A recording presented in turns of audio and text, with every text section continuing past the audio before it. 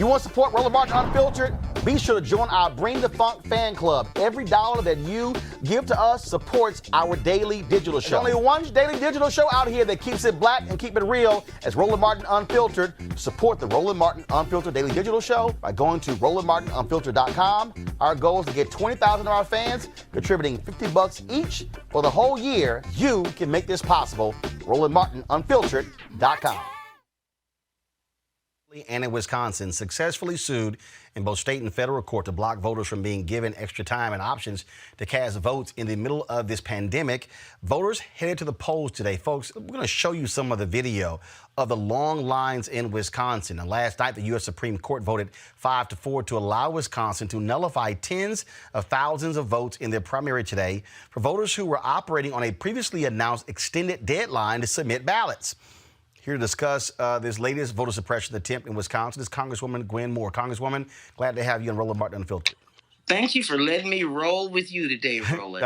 It is shocking to watch some of this video, Congresswoman, and to see these long lines. I mean, frankly, Republicans are putting people's lives at stakes because they pushed forward with this election. When the governor issued an executive order, he'd already said he didn't have the authority. Then, of course, it got overturned by the Wisconsin State Supreme Court. I mean, this is diabolical what's happening there.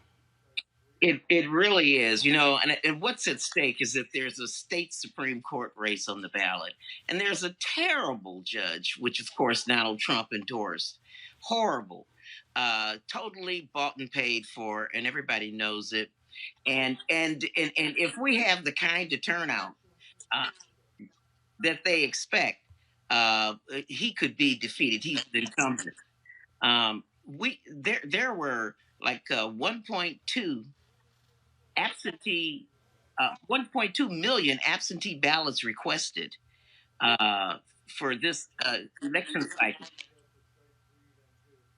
And they knew exactly what was going on. They saw what was happening. And again, they fought every attempt, didn't care if folks are moving forward. But also, let's just be honest. Democrats didn't help. Vice President Joe Biden said, hey, people can be safe voting. The Democratic governor, frankly, should have been more aggressive in saying don't have this election.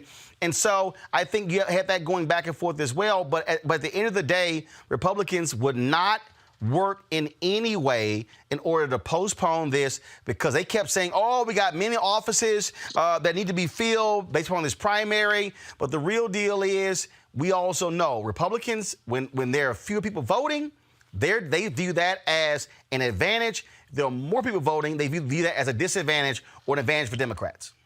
Okay, well, I just want to say one thing, just in defense of the governor. You know, our primary is the only one in April.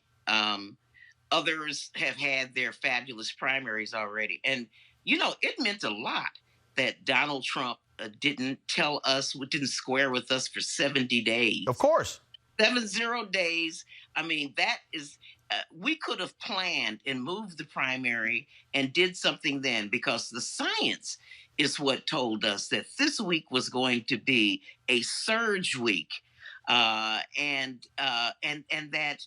this is something that we didn't know back in February when the president was telling us that everything was fine. Well, the real problem here is that, again, people's safety is being compromised. Folks, if y'all have the video, please roll it. I keep telling y'all to roll it. People voting. To see these lines, to see people out there in masks and gloves standing 6 feet apart. I read one story where Milwaukee normally has more than 100 voting locations, and today they're only 180, and today they're only 5. Exactly. My polling site typically is right on the corner, the library right on the corner from my house. And now my polling site is 3 miles from my house. Well, that is, in fact, I was reading a Twitter feed of a young lady who she follows me she's there in Milwaukee. She said that when she went out to vote, she said the early voting location was 30 minutes from her home. There was no buses running. She literally walked. And that, to me, is the nonsense for what Republicans are doing, because they are forcing people to literally walk or just frustrate them in not voting. And that was the intent. Pure and simple. That's their intent. Well, I tell you, we'll have to hold our breaths for the next couple of weeks to see what kind of impact that has. Because I was concerned that I didn't see 6 feet between people standing in those lines. And we have, one of the things that we've discovered here, I just want to share this with you, is that I think while we don't know why there seems to be such a disproportionate numbers of people who are afflicted with COVID-19 in the African American community around the country, and particularly here in Milwaukee. We have already discerned that racism is a public health problem. And all of the attendant things that go on with it, even when you're middle class Black people, you are in very hyper segregated neighborhoods. It's very dense populated. There are lots of people around who have no health insurance to take care of themselves. There are people who don't have any choice but to go to work when they're sick, and they work in the service industry every single day. In hospital settings and nursing home settings, in particular. And so there are going to be plenty of studies done, I assure you, about COVID-19 and pandemics and its association with poverty. Well, this is just utterly ridiculous, I think, what is going on in your state. Unfortunately, the election did go forward, but I hope that people are out there, that they are voting, that they are recognizing what Republicans are doing. And we have seen what took place when you had a Democratic governor who won, how the Republican legislature did same thing in North Carolina, changed the rules, stripped him of power. What I keep telling people over and over and over again, Republicans do not care about what's right and wrong. It's all about a naked power grab. You better understand that because we're going to see a repeat of this. If this thing continues through the fall, we're going to see Republicans across the country try to do the exact same thing, limit mail-in balloting in states because they want to suppress the vote. Exactly. Well, shame on us, if we fall for it, because there's no guarantee that this pandemic is not going to have a resurgence in the fall. So we need to get busy, change our organizing style, and try to get as many folks signed up for those absentee ballots as we possibly can. Early vote. And, I'm a person, Martin, Roland, I enjoy same day voting.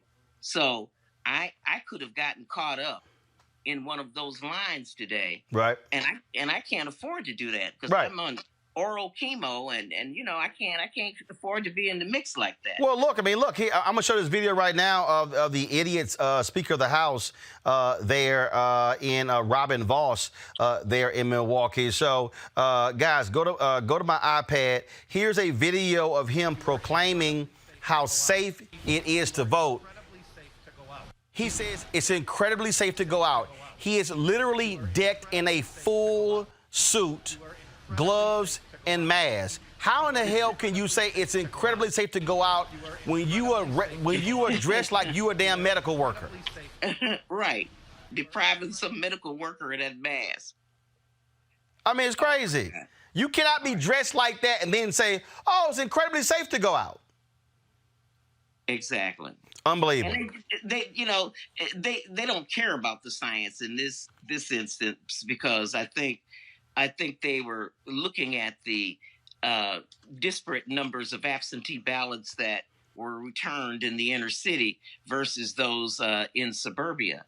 I had a little cheat sheet here, but there are many hundreds or many thousands of ballots in the city of Milwaukee and in Dane County, Madison, liberal Madison, which have not been returned versus in the more red parts of our state. And so that's also an incentive to make sure we get this election done. All right, then. Congresswoman Gwen Moore, Wisconsin. We surely appreciate it. Thanks a lot.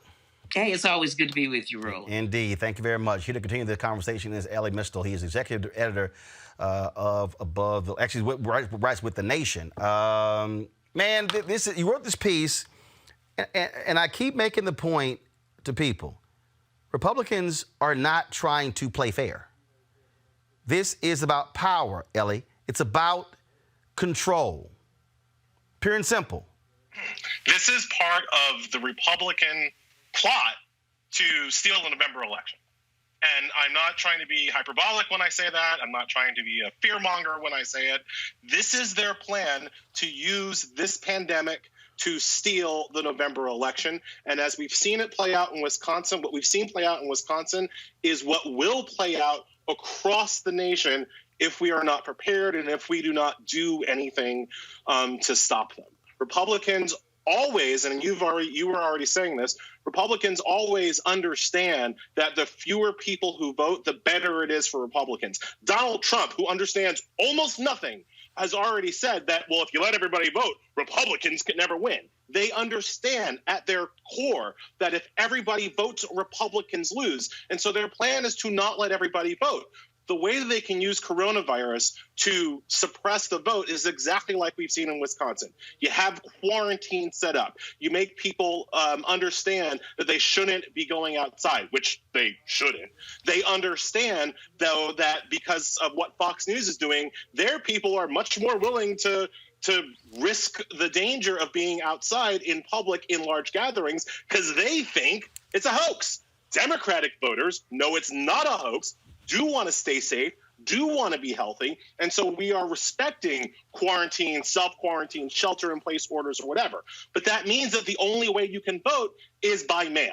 So look at what happened in Wisconsin. First, the governor asked to mail all voters absentee ballots. The Republicans said no.